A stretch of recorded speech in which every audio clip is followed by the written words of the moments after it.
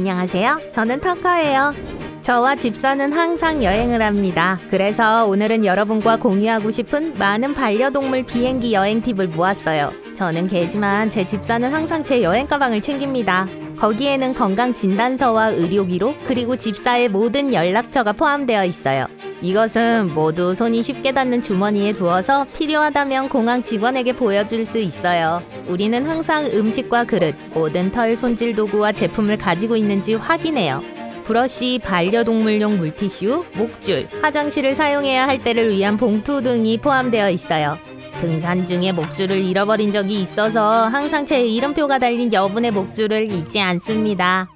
더 긴 여행을 갈 때는 항상 제가 가장 좋아하는 장난감과 담요를 가지고 가요. 방문하는 새로운 장소에서 저를 차분하게 해주고 위로해줘요.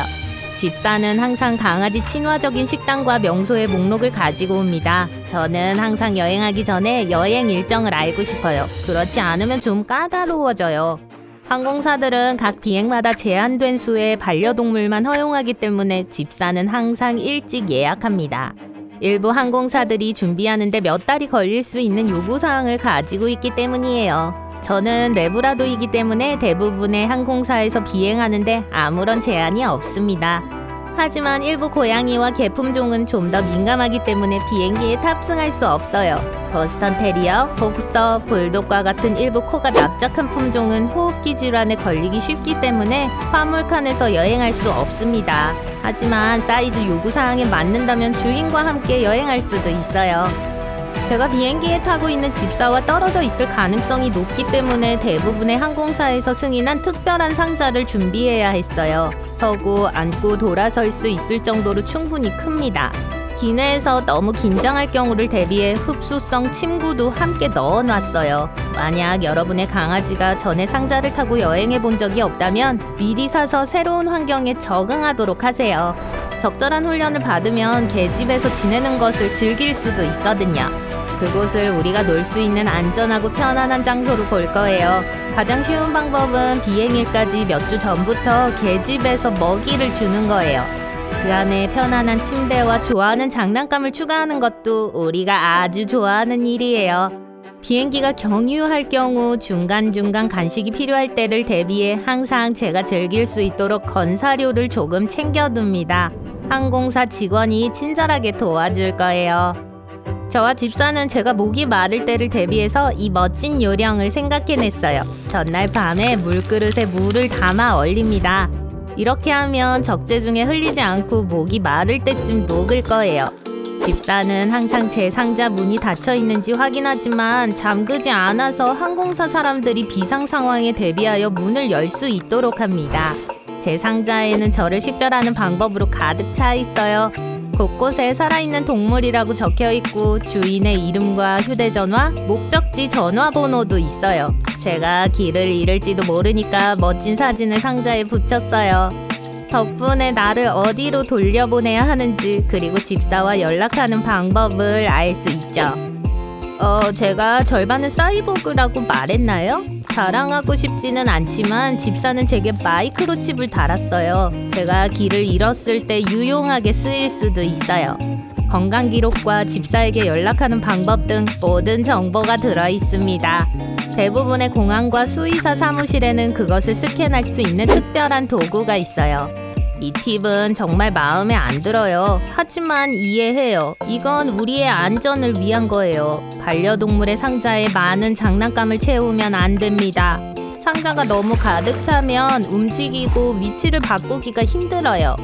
고양이나 개와 함께 비행하면 우선 탑승 자격을 얻을 수도 있습니다. 그것이 가능한지 미리 물어보세요. 비행기를 타기 전에 반려동물과 자리를 잡는 것은 시간이 좀 걸릴 수 있고 그 여분의 시간은 우리 모두를 침착하게 하는 데 도움이 될 수 있습니다. 제 집사는 또한 지상과 공중에서 만나는 모든 항공사 직원들에게 저와 함께 여행하고 있다고 확실히 알려줍니다. 이렇게 하면 그들은 제가 특별한 관심이 필요한지 알게 될 거예요. 한 번은 비행기가 연착된 적이 있어요. 그래서 제 집사는 가능할 때마다 항공사 직원들이 저를 확인하도록 했어요. 이것도 정말 싫지만 비행 전에 반려동물에게 먹이를 조금 적게 주는 것이 가장 좋아요. 우리도 비행 중에 멀미를 하기 때문에 속을 잠시 비워두는 것이 도움이 될 수 있어요. 여행을 시작하기 전에 일반적으로 우리에게 먹일 마지막 식사를 건너뛰세요. 비행기를 타기 전에 화장실에 가는 게 좋은 생각이라는 거 아시죠? 우리도 마찬가지니까 공항에 있는 반려동물 구역을 찾아보세요. 대부분 있을 거예요. 일반적으로 9kg 미만의 작은 개들은 승객들과 함께 여행할 수 있을지도 몰라요. 얌전하고 제대로 털이 손질되었을 때만 가능해요. 만약 동물이 규정을 준수하지 않는다면 대부분의 항공사들은 언제든지 반려동물 탑승을 거부할 수 있다는 걸 항상 기억하세요. 또한 기내에 반입하는 개 캐리어는 휴대용 짐으로 간주될 가능성이 높다는 걸 명심하세요. 비행 내내 반려동물은 앞 좌석 아래에 안전하게 놓여야 합니다. 화장실에 가거나 안아주기 위한 휴식은 없어요. 개들은 항상 상자 안에 있어야 해요. 모든 사람들이 반려동물을 좋아하는 것은 아니고 어떤 사람들은 알레르기가 있을 수도 있기 때문에 가능한 한 정해진 곳에 두는 게 최선입니다. 우리가 긴장하면 진정시키기 위해 말을 걸어주세요. 우리는 항상 주인의 목소리를 듣는 것을 좋아해요. 우리는 특히 새로운 장소에서 주인들과 오랫동안 떨어져 있는 것을 정말 싫어합니다. 그러니까 가능하다면 직항편을 예약해 주세요. 경유지가 적다는 건 우리에게도 스트레스가 적다는 걸 의미해요. 평일 비행기를 선택하세요. 공항은 평일에 소음이 훨씬 적은 편이에요. 만약 함께 선실에 탈 수 없고 화물칸에서 여행해야 한다면 극도로 덥거나 추운 기온을 피하기 위해 여름에는 아침이나 저녁, 겨울에는 한낮에 비행하는 것이 가장 좋습니다. 네, 저는 지금 비행기에 있어요. 물, 장난감, 간식과 함께 개집에 안전하게 있어요. 하지만 여기가 정확히 어디죠? 저와 집사도 그것을 찾아봤어요. 앞쪽 화물 적재실에 있어요. 인간 승객들이 앉아있는 선실 아래에 위치해 있어요. 우리가 비행기의 특정 지역에 타고 여행하는 이유는 온도와 압력이 조절되기 때문입니다. 또한 잠재적인 위험 때문에 일반 수화물과 함께 여행하지 않아요. 이 모든 것이 얼마가 들지 궁금하다면 짧은 대답은 동물에 따라 다르다는 거예요. 가격은 교통수단, 항공사, 동물의 품종에 따라 다릅니다. 선실 안에서 여행하는 동물은 편도 8만 원에서 13만 원 사이의 비용을 지불할 걸로 예상돼요. 화물에 실리는 동물은 약 20만 원 정도가 필요해요. 하지만 매우 큰 개들은 많은 공간을 차지하기 때문에 200만 원까지 들 수도 있습니다.